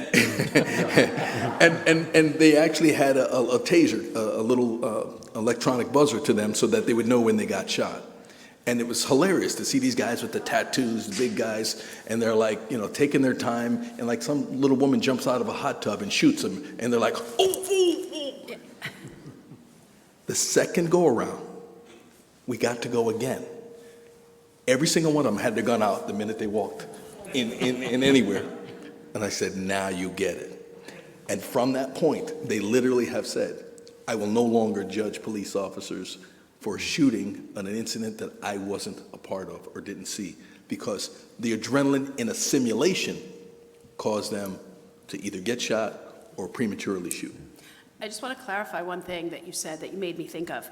I am not trained, and I work with law enforcement at every level, local, federal, state. I am never trained to train when to shoot. So my training is never about teaching when to shoot. It's about making judicious decisions. It's about making the best decision you can with the information you have, because shooting is a last resort. And so that people have to make decisions and visualize and take in multiple perspectives and make the best decision they can.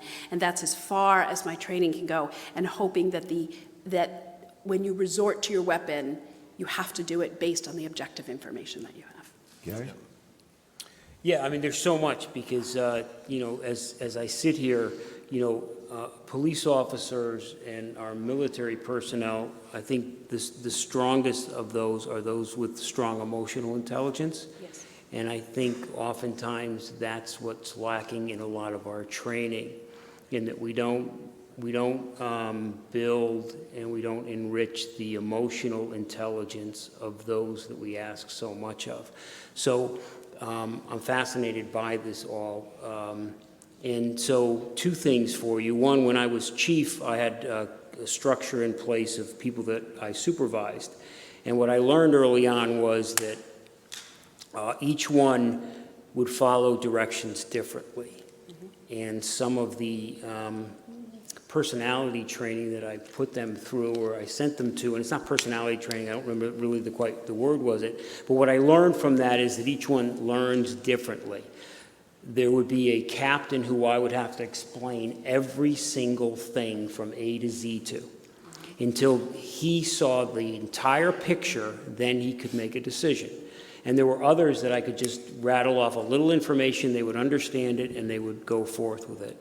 So my question to you is, do you account for that? While I might look at something, you could tell me and I could say, wow, I'm really growing from it, while others may not. Do you find that some just don't get this? Here's the short answer to that question. Art is the great equalizer that I have found.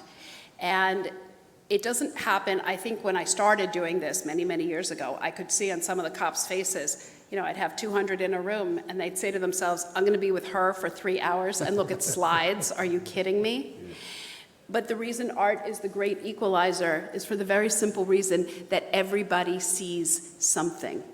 And within the opening 2 or 3 slides, I say, you know what? I'm in charge here. And I can't tell you how to be a cop, but when you leave here, you're going to have the tools to be a better cop.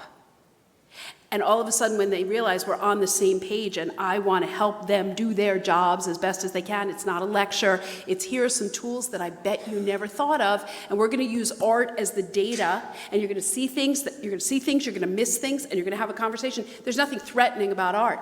Let's look at it together. And you know what? I believe everybody in that room, every single homicide investigator in that room is going to see something in the painting, and you have 250 people, there are going to be 260 ways of looking at it. And so I start from the fact everybody's going to see something and everybody has something to say. And strangely, it's empowering. It's empowering. You give them the tools to look at works of art, and you say, you know what, this is going to make me a better cop. Because everybody wants to do their job well, and we are all on the same page.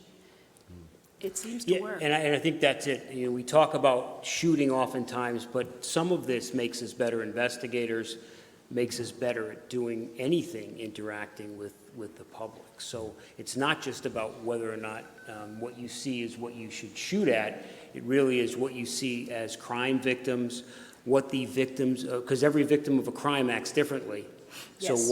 So we can't put a victim of a crime cookie cutter. Sexual assaults are a big aspect of that. People can't understand why a woman would not come forward and report a sexual assault, and they look at it, well, maybe she's lying about it, because they don't follow cookie cutter. So it makes us better when our minds start thinking about what we see and what we see and what that is telling us. Can I give one quick example? Just one quick example that this reminded me of. How visual intelligence stretches into so many different areas. I work with a teen domestic violence clinic in Mississippi. Okay, now you think about what they're dealing with. They're dealing with teen domestic violence relationships in Mississippi. And this is a use of visual intelligence that just blew my mind because it's so effective when I say that everybody sees something. So when couples come into this clinic, they're rarely apart. And if one of the partners is a victim of domestic abuse, they're never alone to question them. So when the young woman goes into the restroom to leave a urine sample, as you have to do in a reproductive sexual health clinic, there's a sign on the wall and it says, "Please leave your sample in the jar and write your name on the jar. If you are a victim of domestic or sexual violence, write your name in the red pen, and if you're not, use the blue pen." And the idea that some nurse will come into that restroom and take that sample, no words are exchanged, and someone's got your back, they know that you're a victim. That's what I mean by using our visual intelligence. Seeing things sometimes when we don't have to communicate with words, because there are so many different ways that we can communicate, and we can help stop domestic violence, and no words are ever exchanged. I think this is like something fascinating for me, so I'm just going to tie it in. We've done a lot of work with Unload here at Fairfield. Unload looks at the concept around gun culture in the United States, be it good or bad, and be it racial, be it not racial. And I think it's a really interesting conversation they're posing. And then you stand in the Carrie Mae Weems exhibition, and you just sort of articulated it. So I stand and we look at our artwork, and the artwork doesn't speak, actually. It speaks to me, it speaks to you, it speaks to all of us differently. We put a gun in a room, it also speaks to everybody sort of in a different way. What I think about a gun, I might think Magnum PI, you might be scared of it. So I think there's this really interesting sort of conversation, all this, like you said, there's no middle ground, or what is that middle ground? And I'm sort of rambling here, but putting the thoughts together, and then there's this fear thing too. So people walk into an exhibition space, the white cube, and people are scared of the white cube because they don't want to understand the artwork. I don't know how to interpret the artworks. I don't really want to go to the gallery because I don't want to go to Carrie Mae Weems' work because I'm not going to understand it, so I'm just not going to go. And then, same thing is well, I don't really understand gun culture. I don't understand the person who carries the gun, but everybody carries a gun in the United States, or lots of people do, and there's good gun users and there's bad gun users. And then there's this fear notion. So I'm throwing it out there, and all of that stuff together. Where is that? What is that permeation of that middle ground? How do we negotiate that landscape of I'm terrified of a gun, but God, I love a gun. I'm terrified of Carrie Mae Weems' work, but it's so moving to see those triptych of the guy being shot. It's just so is this... And it goes back to your four-letter word of fear. And fear manifests itself in so many ways. When I had my cops come to the Frick Collection for the first time, or to the Metropolitan Museum of Art, many of them had never been there before. And I meet them at the door, and I say, "This is where you're going to put your coats. Here's the classroom.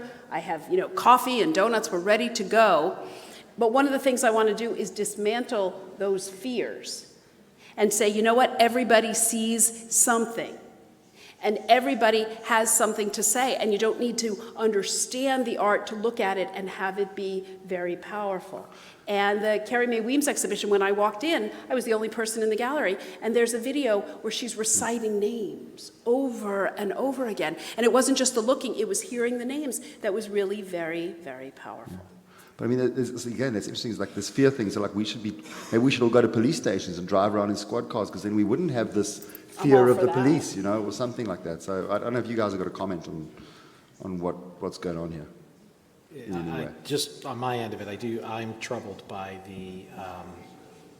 I think there's a concern in society, and they are rightful concerns about the inequities of races, wealth, classes, all of it. And from a legal perspective, there are a whole bunch of arguments about qualified immunity, et cetera, and how it kicks in with the cops, and it gets highly politicized, highly charged very, very quickly. Mm-hmm. But the one thing I think that is missing in a lot of that discourse is, again, the guy on the line, whether it be on the military. Back in Vietnam, I know, a whole bunch of conversations about how people in the military were bad, people spit on, coming back from Vietnam, right. Child killers and such. And it's unfortunate that they end up taking the brunt of perhaps a rightful, broader societal discussion or international discussion, because, from the 22-year-old kid, the 18-year-old kid, even to the 45, 50-year-old, whatever, person kind of serving overseas or here domestically, they're still feeling that fear, that humanity, and they're out on that line for a good reason, mm-hmm. right, to do something right or good. And in a number of circumstances also bound by the very rules that, are supposed to protect people. You have the standard operating procedures, rules of engagement. You've got all of your weapons training and everything you have related to it. And yet you're still out there with all of it to defend some palpable or non-palpable, intangible idea, and yet you ultimately come back and take the heat for something that could be wrong. Now, the bad apples definitely magnify it across the board, but I think that's a real concern for me, just, from what you see. Yeah. Gary? I think it's the police uniform. I mean, we all wear uniforms to identify ourselves, but the police uniform is an ink blot. It's a Rorschach test, and that's what it is. I mean, the police uniform is an ink blot, and your perception of what that uniform is matters. And if police officers dealt with you in one way, then you're going to see one thing in that uniform. And if you're dealt in a different way, not under all circumstances, you're going to see something different.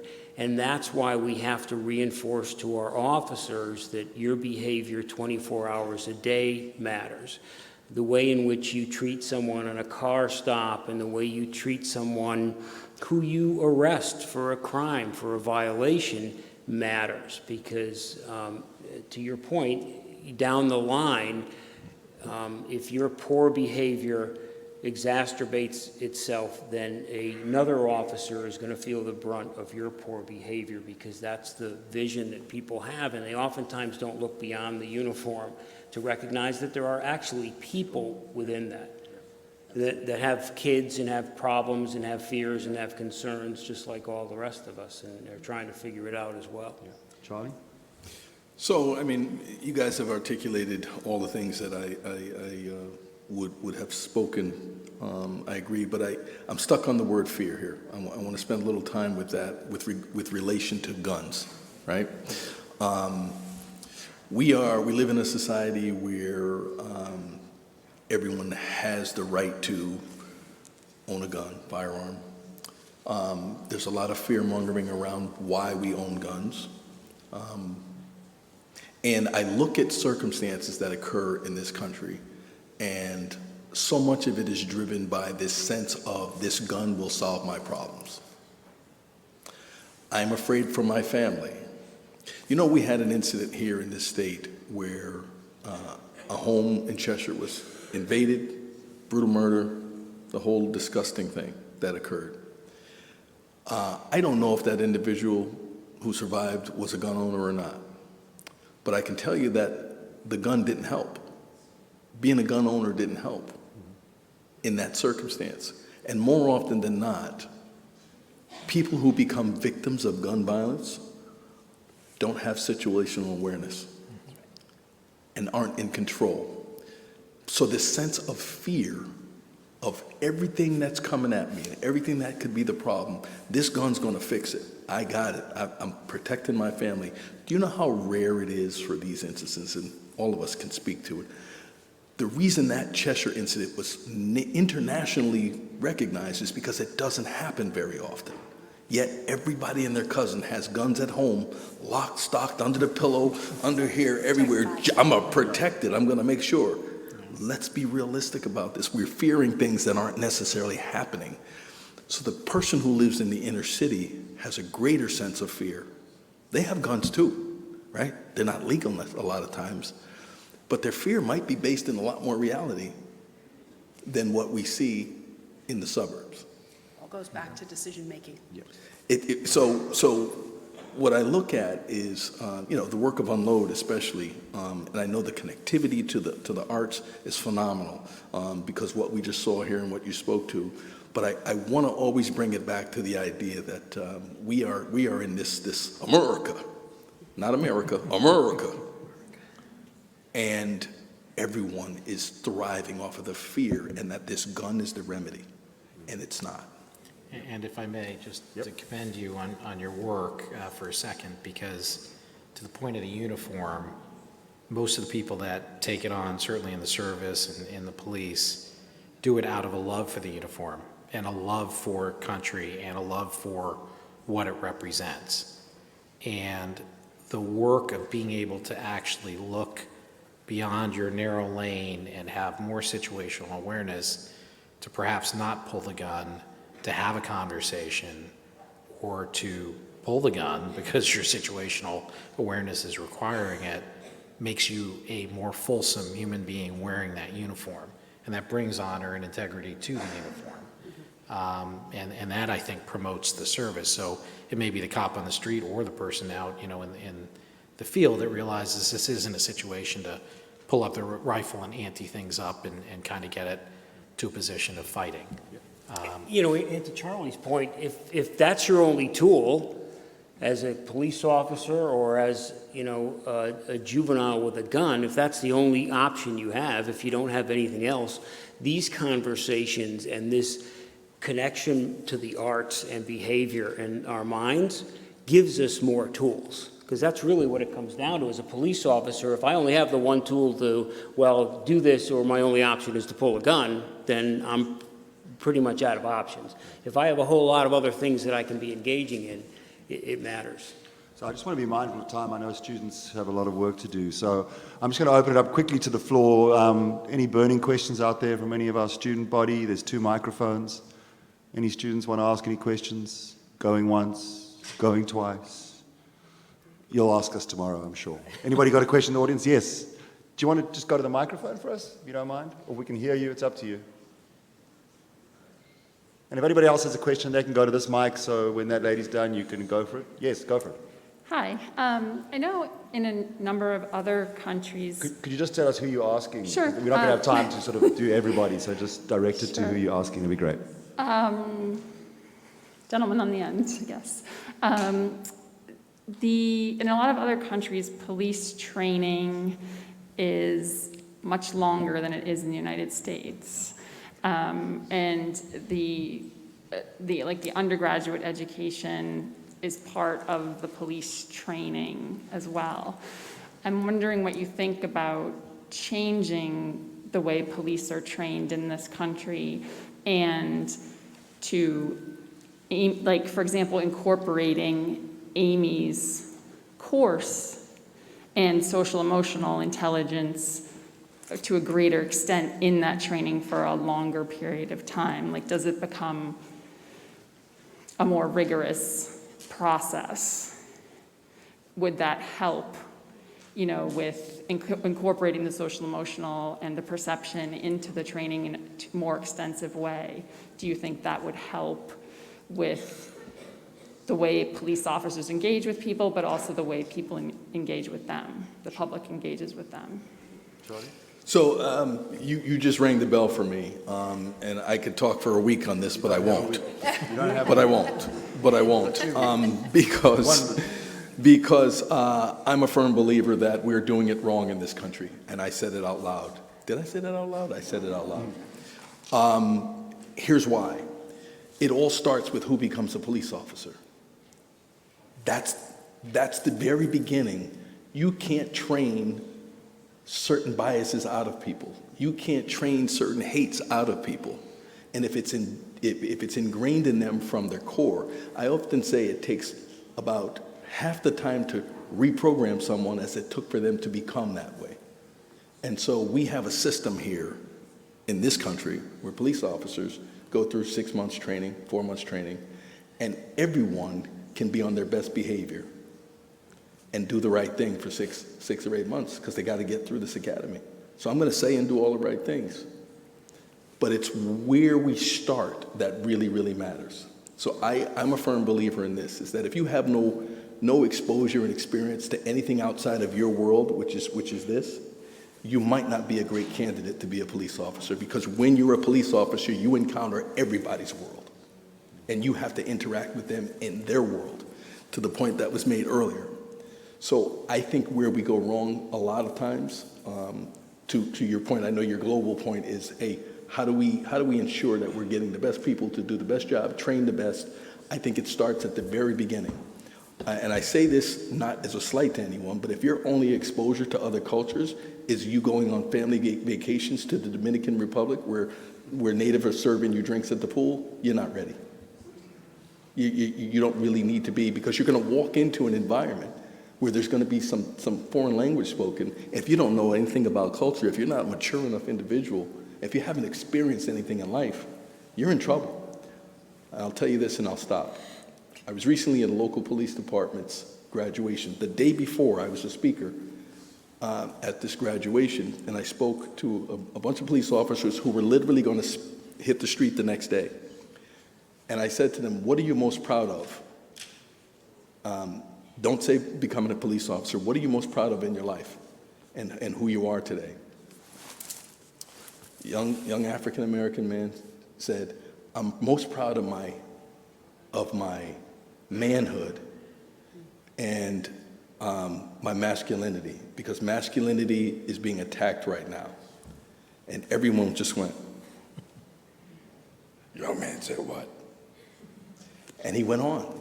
I hunt, I fish, I'm masculine, I take care of my wife, she stays home. He says, so when I go out on the street, I will be in control. He says, and I'm not a sissy boy, I'm not. He said this out loud in front of everyone, and I'm thinking to myself, oh my goodness. When he hits the street and shows up at a same-sex male marriage domestic. Imagine. Okay, we're going to leave it there. Yes, quick. It's going to have to be quick. It's going to have to be quick. We're running out of time. Okay, Drew Georgiadis, Fairfield, Connecticut. Shout out to Chief Gary Mack, and we've worked on some things together. So, two things. I do think words matter, and back to you.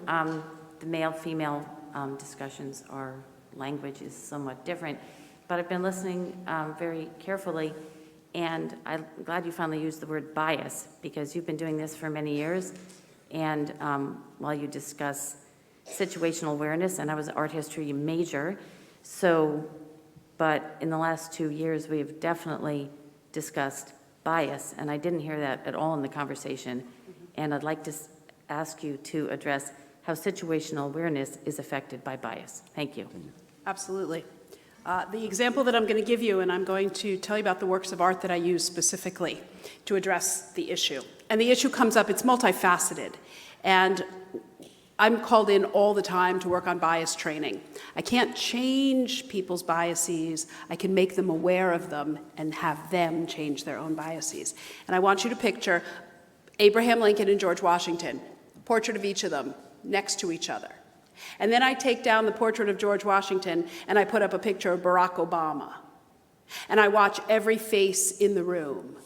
And I don't care if you like Barack Obama, you hate Barack Obama, or you are indifferent to him. Every single person in the room has a personal experience under Barack Obama. And I watch their faces and I watch their body language. And I say to them, there's no personal feeling involved in Washington and Lincoln. And as soon as I make it personal, it affects how you see Lincoln. That's what bias can do. You have a personal feeling about something and it affects everything that you do. And what I tell all of my participants, and it's not just police officers when it comes to bias, it's people working in hospitals, it's people working in public sector, private sector, that we need, not all biases are negative, but we have to call them out for what they are and make them aware, because you have to step back and you have to ask yourself, why am I biased this way? And only that person can change them. You can't lecture somebody into changing their biases. You need to get to the root cause and make them see how it is affecting all of their behavior. And so I use very difficult works of art. And again, art is not threatening, and it allows people to come face to face with their own biases. And I have to do it more often than not. But I don't come into the room and say, we're going to have bias training today. You know what's going to happen? Everyone's going to shut down. Let's look at works of art. Let's think about works of art as data, and then we're going to look in the mirror and look at our biases head on and think about changing our behavior. Great. Peter, at risk of never being invited here again, I do have one thing just to tie in on the last comment that I want to tell all the students that are in the back. One thing that is an element here is being in higher education. You're all smart kids. Absolutely you are. One of the best things you can do, I think, is find a way over time as you're starting your careers, getting your jobs, to do your own public service. Join the other cops out there, whether it be in a volunteer position, join the reserves, join the Guard. Do something, because what you're going to be bringing to that table is, again, a more fulsome experience that you're learning. One real danger I think that's happening in the country right now is all the educated people are doing their educated things, and all of the people that have to regulate the problems in the rest of the world are ultimately not in that position. And in Europe, they have compulsory service. You have to do that. I'd highly recommend you do it. You'll bring some vision, I think, to others that might be very appropriate given what you've learned. And I'm going to add to that, you have to ask questions. There's no dumb question. There's only good questions. You've got to ask them, otherwise you're never going to find answers. So I'd like to thank our panelists for coming this evening. I'd like to thank Amy for a fantastic presentation. I would like to thank Unload. I would like to thank the Fairfield University Art Museum.